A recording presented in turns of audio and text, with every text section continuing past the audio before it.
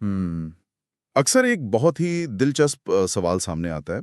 मतलब हम सबने स्कूल में देखा है कि जो बच्चे हमेशा टॉप करते हैं या जिनके हर परीक्षा में सबसे ज्यादा नंबर आते हैं। हाँ, बिल्कुल वो क्लास के जो स्टार बच्चे होते हाँ, हैं। वही वही। तो वो आगे चलकर असल जिंदगी में कोई बहुत बड़ा या नया आविष्कार क्यों नहीं कर पाते?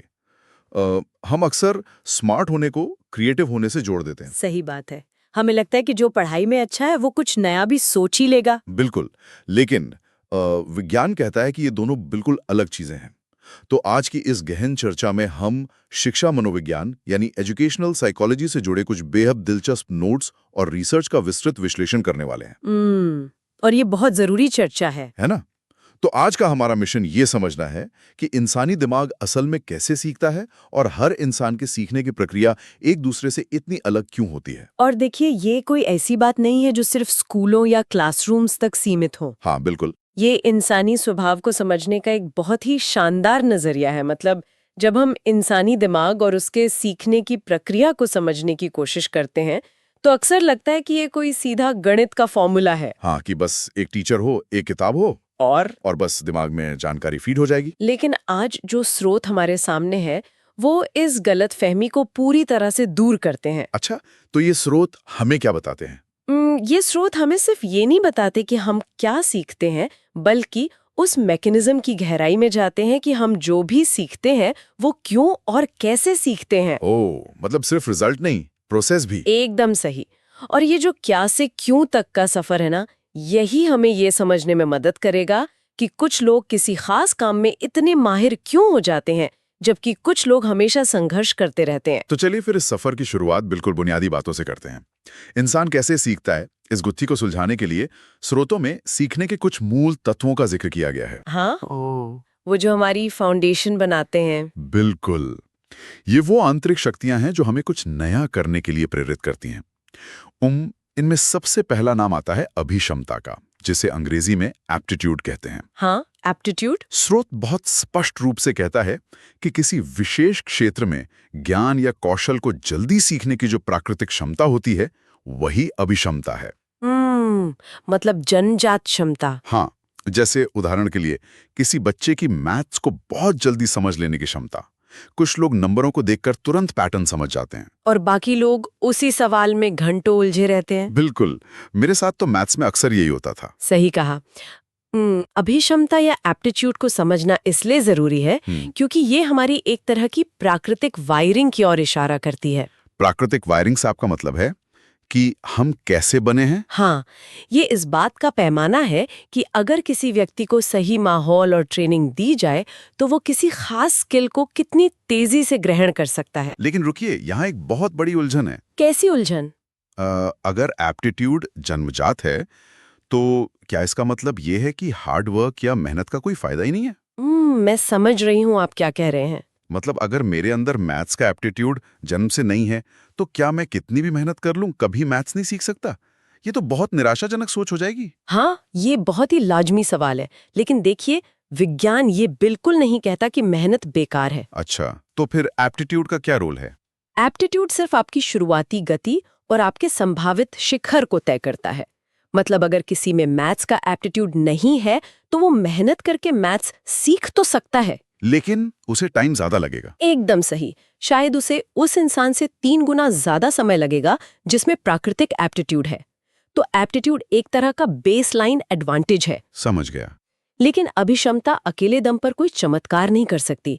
और यहीं पे हमारा दूसरा महत्वपूर्ण तत्व तस्वीर में आता है। और वो है रुचि या इंटरेस्ट, है ना? बिल्कुल। स्रोत के अनुसार किसी कार्य को करने की प्राथमिकता और पसंद ही रुचि है। ये कोई बाहरी दबाव नहीं है, बल्कि ये एक आंतरिक प्रेरक शक्ति है। जो काम अच्छा लगे और जिसे बार बार करने का मन करे, वही असल में रुचि है। चलिए इसे थोड़ा आसान बनाते हैं, एक एनालॉजी के जरिए। अगर हम सीखने की पूरी प्रक्रिया को एक गाड़ी मान लें, तो अभिक्षमता या एप्टीट्यूड उस गाड़ी का एक बहुत ही पावरफुल इंजन है। हाँ, एक बहुत बढ़िया इंजन। एक ऐसा इंजन जो बहुत तेज दौड़ सकता है। लेकिन रुचि या इंटरेस्ट वो ईंधन है, वो फ्यूल है जो उस गाड़ी को असल में आगे बढ़ाता है। बिल्कुल सही। दुनिया का सबसे ताकतवर इंजन होने के बावजूद अगर उसमें ईंधन ही नहीं है, अगर उस काम को करने की कोई आंतरिक प्रेरणा ही नहीं है तो वो गाड़ी अपनी जगह से 1 इंच भी नहीं हिलेगी। हाँ, और ये बात दफ्तरों में भी बहुत देखने को मिलती है। अरे हाँ, मैंने भी देखा है कई लोग कोडिंग या डेटा एनालिसिस में बहुत अच्छे होते हैं, मतलब उनका एप्टीट्यूड होता है, लेकिन उन्हें वो काम करने में बिल्कुल मजा नहीं आता। उनका इंटरेस्ट नहीं होता। हाँ, और नतीजतन वो उस फील्ड में कभी कोई कमाल नहीं कर पाते। यहाँ जो बात सबसे दिलचस्प है वो ये है कि इन दोनों चीज़ों यानी इंजन और ईंधन के होने के बावजूद सफ़र कामयाब होगा या नहीं, ये एक तीसरे तत्व पर निर्भर करता है। अच्छा, एक तीसरा तत्व भी है? हाँ, और वो है परिपक्वता या मैच्योरिटी। स्रोत स्पष्ट रूप से बताता है कि परिपक्वता विकास की वह प्रक्रिया है जिसमें व्यक्ति समय के साथ बदलता है और सीखता है। अगर इसे उसी गाड़ी वाले उदाहरण से जोड़ें तो परिपक्वता उस गाड़ी को चलाने वाले ड्राइवर का अनुभव है। ओ वाह। हाँ, समय के साथ ड्राइवर जो अनुकूलन यानी एडजस्टमेंट करना सीखता है वही असली परिपक्वता है। मतलब सिर्फ तेज इंजन और भरपूर ईंधन होना ही काफी नहीं है? बिल्कुल नहीं। परिस्थितियों के हिसाब से कब ब्रेक लगाना है, कब रफ्तार बढ़ानी है, ये समझ अनुभव के साथ ही आती है। क्या बात है! मतलब क्षमता, पसंद और समय के साथ आने वाला अनुभव, ये तीनों मिलकर हमारे सीखने की नींव तैयार करते हैं। एकदम सही। लेकिन अब इस विस्तृत विश्लेषण के उस हिस्से पर आते हैं जिसकी बात मैंने बिल्कुल शुरुआत में की थी। अगर एप्टीट्यूड और इंटरेस्ट हमारी नींव हैं, तो हमारा दिमाग उस जानकारी का इस्तेमाल करता कैसे है?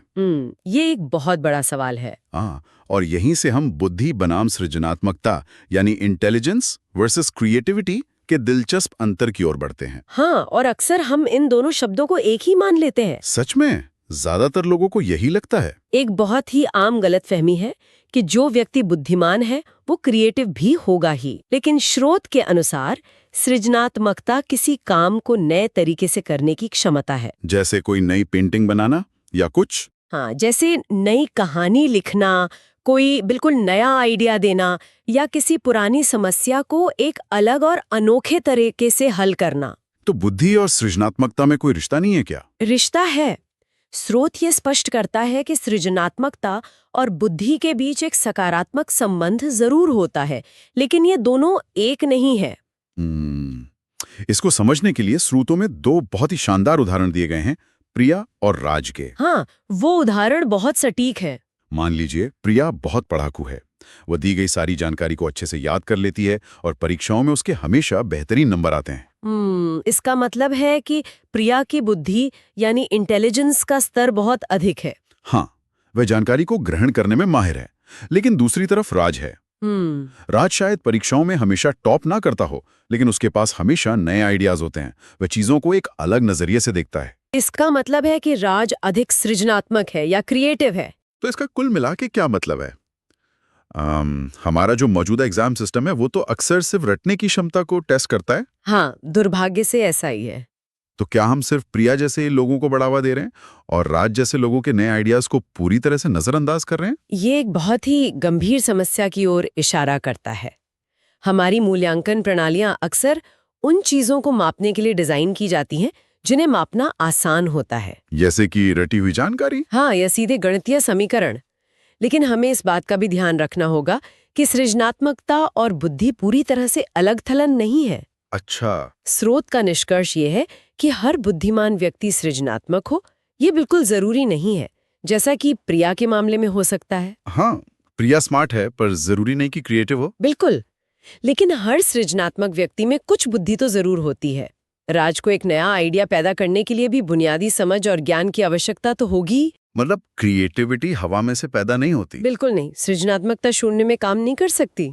एक नया और अलग आइडिया तभी काम का होता है जब वो किसी ठोस बुनियाद पे खड़ा हो, और वो बुनियाद बुनियादी बुद्धि ही प्रदान करती है। जैसे पिकासो का उदाहरण ले लें।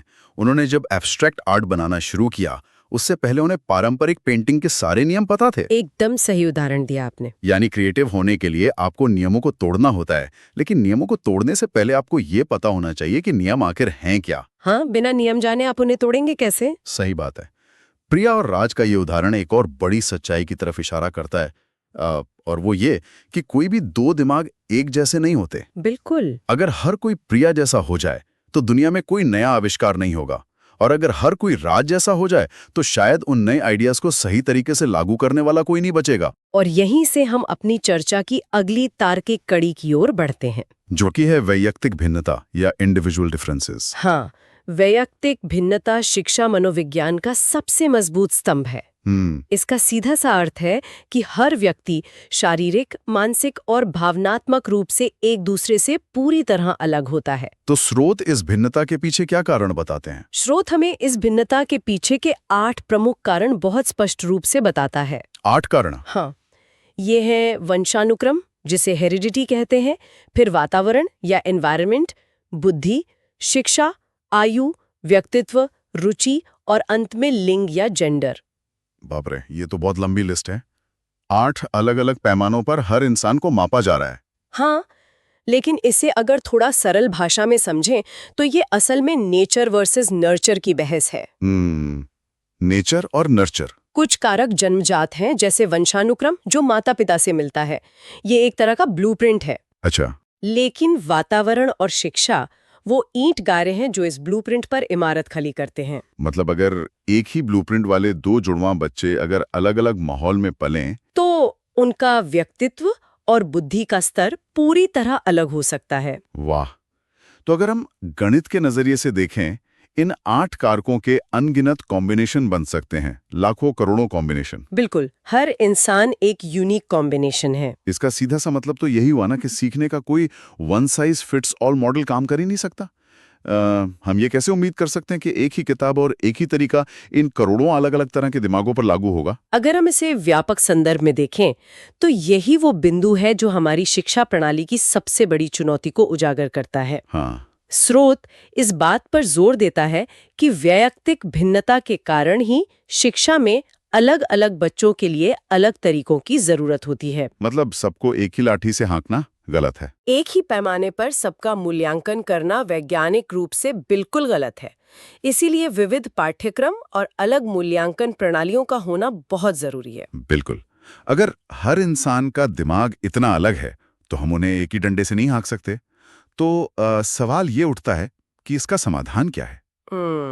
समाधान तो निकालने पड़ेंगे। मनोवैज्ञानिकों और शिक्षाविदों ने इसके कुछ बेहद दिलचस्प उपाय निकाले हैं।